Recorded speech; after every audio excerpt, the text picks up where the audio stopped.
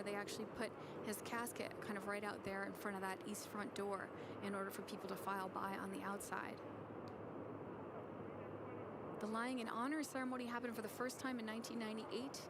Two Capitol police officers. Also J.J. Chestnut and John Gibson. And in 2005, there was a lying in honor for Rosa Parks. And earlier this year, Justice Ginsburg. There also was a lying in honor for Reverend Billy Graham in years past. And then lying in state is something we tend to associate with presidents, but it's happened for a lot of people, as you mentioned a second ago. General Pershing, unknown soldiers. Members of the House, Senate. Well, who was, Henry Clay. Yeah, he laid in state in the rotunda. He's the first. And then a few years later, when Lincoln was assassinated, that kind of cemented that tradition that we expect that to happen. And again, speaking of Lincoln, we're looking at the east front steps where Lincoln was inaugurated.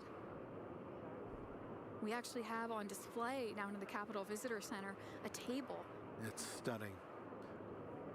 Yeah, so we have the table that Lincoln placed his notes on for his second inaugural address. And it's made from pieces of cast iron from the dome. So the cast iron, 9 million pounds of iron that makes up the dome of the Capitol. Since it's produced in pieces, there are multiples made. And if you've ever made anything using a mold yourself, sometimes they don't all come out perfectly even. So there was a pile of extra pieces and cast-offs. And the workmen working on the Capitol dome during the Civil War went through that pile of cast-offs, put together a balustrade column for the center as a pedestal for the table, some of the decorative elements for the outside to come down and make feet for it, and then they put a smooth top on it, presented to President Lincoln for his inauguration. I think it's wonderful that American artists and artists from Italy that painted in the Capitol would often use workers in their artwork. The workers here, I love that.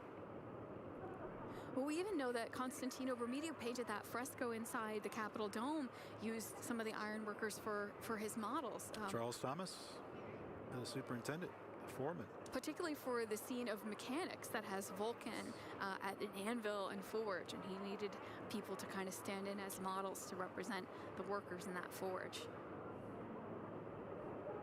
Remember today's inaugural theme: forging a more perfect union. Yes. Determined democracy. Looking at the east front here, backed out a little bit so that you can see a little bit of the historic Capitol on either side of the stairs. Friends, if you were to come to Washington and walk around the Capitol, even in the evening, when it's dark, the building will teach you something. You will learn something. You'll pass a member of Congress at night and not know it.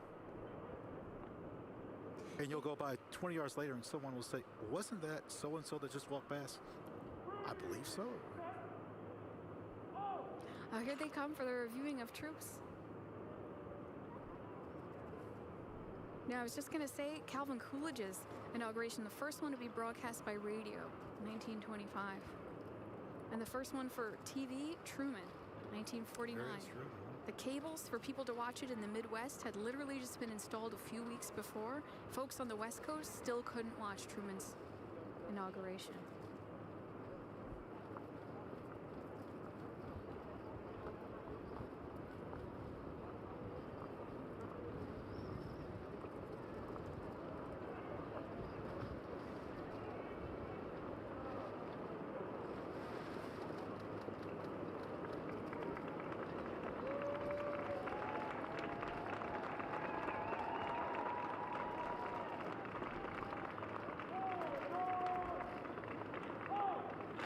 Well, that'd be nice if we could hear some of the commands. That would be nice, yes.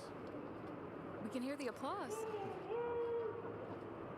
I know those two words, forward march. I think I've uttered that a time or two. Let's listen and watch.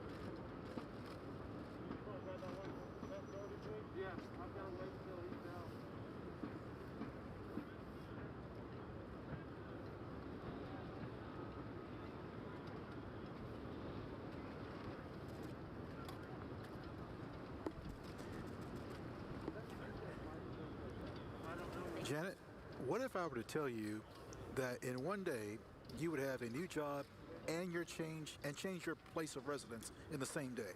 What would you say to that? Seems like a lot. And a new ride. A new car. And a new car there. I don't know if everyone noticed how thick those doors are when they put the president into that car, but there it is, nicknamed the Beast. Departing from the East Front, they're on their way over to Arlington Cemetery, lay a wreath. And past two presidents while doing it. William Howard Taft and John Fitzgerald Kennedy. The vice president getting into the car there with the flags.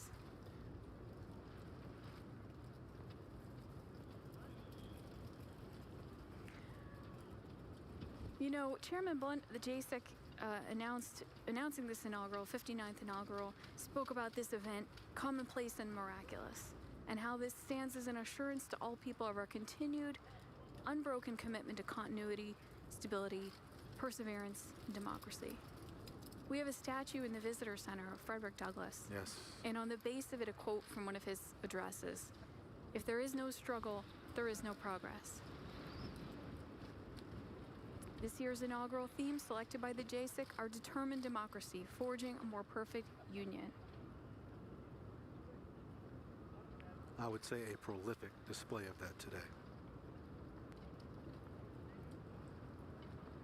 As we see the Vice President and the President loading into the limousines, preparing to depart here on the East Front of the Capitol, following the pass and review of troops. Family members headed back as well.